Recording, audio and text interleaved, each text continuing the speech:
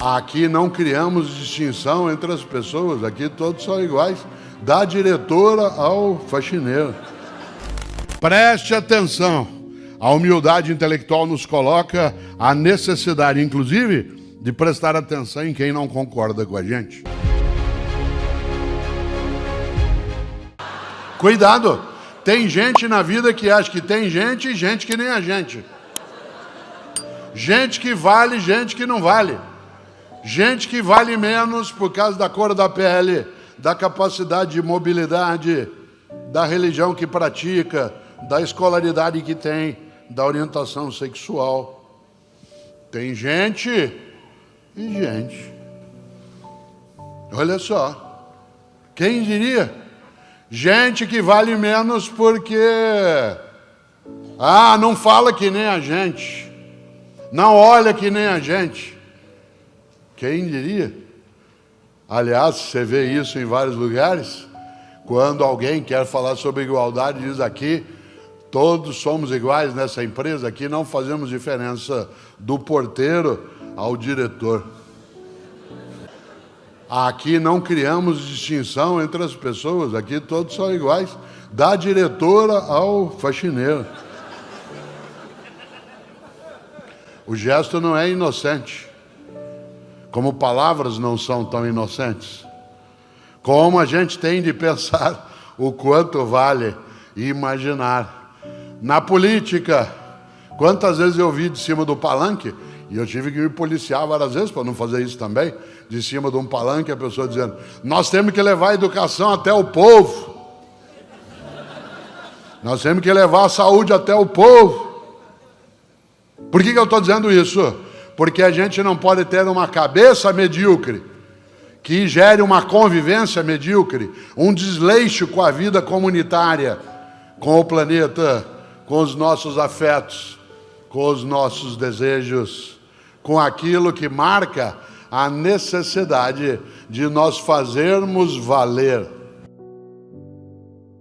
Num dos momentos de maior emoção da minha vida, foi eu visitando uma escola da Prefeitura de São Paulo. Era uma escola para deficientes auditivos, para crianças surdas. E eu fui a essa escola visitá-la, e as crianças fizeram uma apresentação, cantando e dançando, e nenhuma das crianças ouvia. E elas estavam ali se apresentando a partir, especialmente do som da batida, a professora e o professor orientando, com a batida no chão para ela sentir a vibração, e cantavam sem que a gente tivesse a soltura da voz, mas da emoção sim.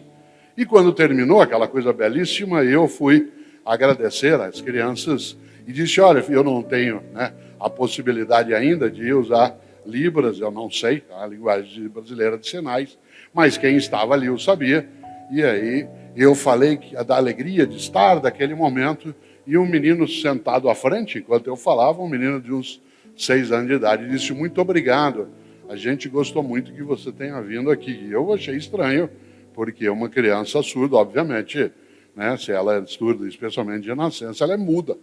E, portanto, aquele menino que comigo falou, a hora que terminou, eu fui até ele e falei, você não é surdo? Ele disse, não. Eu falei, e por que você está nessa escola? Ele disse, porque meu pai e minha mãe são. E eu queria me comunicar melhor com eles. E por isso eu prefiro frequentar essa escola. Aquilo... Claro, não só me emocionou, como me deixou pensativo, como que algumas pessoas querem fazer melhor.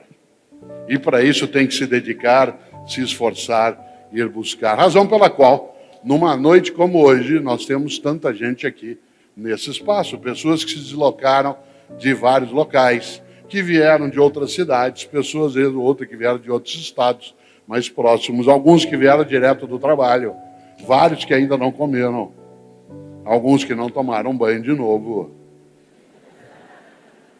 E eu não falo isso por percepção, falo por causa do uso do horário. Olha só, quem diria? Que coisa boa! E Gonzaguinha compôs uma música que, depois que a gente deixava o canto das crianças, quem aqui é professor ou professor sabe disso, a gente ia para a nossa sala, a sala das professoras. Os professores tomavam um chá, comiam uma bolacha, e a gente estava ali, e de repente se começava, sempre tem alguém que toca violão, e pegava um violão e começava a cantar uma música do Gonzaguinha que vocês conhecem, chamada O Que É, O Que É. No qual ele tem um refrão, você já ouviu várias vezes, em que ele diz: a vida é bonita, é bonita, é bonita. Mas o que eu mais gosto nessa música não é apenas esse trecho, que é um trecho de esperança, mas é o fato de que Gonzaguinha colocou um verso que é: a vida devia ser melhor e será. O que eu mais aprecio é que ele não ficou só na primeira parte do verso. A primeira parte do verso já seria boa por si mesma. É um desejo, a vida devia ser melhor. Mas ele acrescenta a esse verso um compromisso. Isto é, a vida devia ser melhor e será. Esta ideia do e será coloca a necessidade de você e eu nos colocarmos de prontidão para que ela assim o seja. Às vezes você está numa situação em que parece não haver acolhida, e há pessoas que buscam acolhida. São capazes, por exemplo, de não deixar de lado. Vocês tiveram aqui em Cuiabá 2 semanas um frio inédito. Na cidade que eu moro, São Paulo, o frio não é algo tão estranho. Mas dessa vez, ele ultrapassou o que se imaginaria por mês de maio. E por isso muita gente na cidade que eu moro passou as 2 semanas anteriores ao frio anunciado juntando roupa, cobertor, etc., para distribuir para as pessoas que tinham essa necessidade. Porque, como eu costumo dizer, ninguém morre de frio, morre de abandono. Ninguém morre de fome, morre de abandono. Se tiver outro ser humano que tem comida, não tem como eu morrer de fome. Se tiver outro ser humano que possa me passar um agasalho, não tem como eu morrer de frio. Por isso, ninguém morre de frio ou de fome, morre de abandono. E aí pessoas decidiram, aqui também, porque se anunciava uma onda de frio, que elas iam se preparar não apenas para aquecer-se, mas para fazer mais do que obrigação. Ah, isso aí é obrigação do governo? É óbvio que é. Aliás, a gente tem toda uma estrutura tributária para oferecer o cuidado público. Mas se isso não é algo que se esqueça quando é necessário fazer mais do que obrigação. Não é uma obrigação, não. É uma forma de partilha. Você conhece gente que é excelente. O garçom é excelente. A médica ou o médico é excelente. Gente da área de pediatria. Eu me lembro do pediatra de 2 dos meus filhos, que não foi pediatra do Pedro, porque ele faleceu, né? Mas ele cuidou de 2 dos meus filhos. E eu ficava encantado quando eu os levava lá, 2 irmãos do Pedro, mais velhos, de idade, porque ele era capaz, por exemplo, qual seria a obrigação dele, como médico? Pegar a criança, examiná-la, fazer uma anamnese com o pai ou a mãe, ou quem estava ali, fazer uma orientação, uma prescrição, pronto. O que ele fazia? Antes dele segurar um dos filhos, ele esfregava as mãos, esquentava a mão. Antes, esfregava uma mão na outra para ela ficar quente, para não segurar numa criança pequena com a mão mais fria, que já estava ali a criança sem entender o que era. Num lugar onde ela está pelada, numa mesinha meio gelada, onde ela está olhando aquilo. A mão quente, pode parecer bobagem, isso é um passo de aproximação. E por que eu digo isso? Porque, é claro, a médica é excelente, a professora é excelente. Às vezes, alguns de nós aqui tivemos professora de história, não sei se você lembra uma professora de história que nós tivemos. O Edson, que está aqui, que nós conhecemos há décadas, a gente teve a mesma professora com 14 anos de idade, uma professora chamada Daisy, que era professora de história, dava aula sexta-feira, no último horário. Você sabe o que significa dar aula ou assistir aula? Na sexta-feira, no último horário. E a gente gostava de ir para a aula dela, sabe por quê? Porque ela não fazia só a obrigação. Qual era a obrigação de uma professora de história? Passar aquele conteúdo. Ela nos encantava. A gente gostava de ir para a aula dela, porque ela explicava, ela contava, a gente tinha interesse. Aquilo que o Pedro falava aqui, em relação ao conteúdo que encanta, que não é só a obrigação. Claro, evidentemente, capricho. Hoje de manhã, logo cedinho, uma senhora deu sinal para um táxi, que é um sujeito antigo de pegar um táxi, O táxi parou, ela entrou no banco de trás e falou, por favor, o senhor me leva ao aeroporto de Congonhas? O táxi disse, pois não. E foi. Quando ele já estava ali na Moreira Guimarães, né?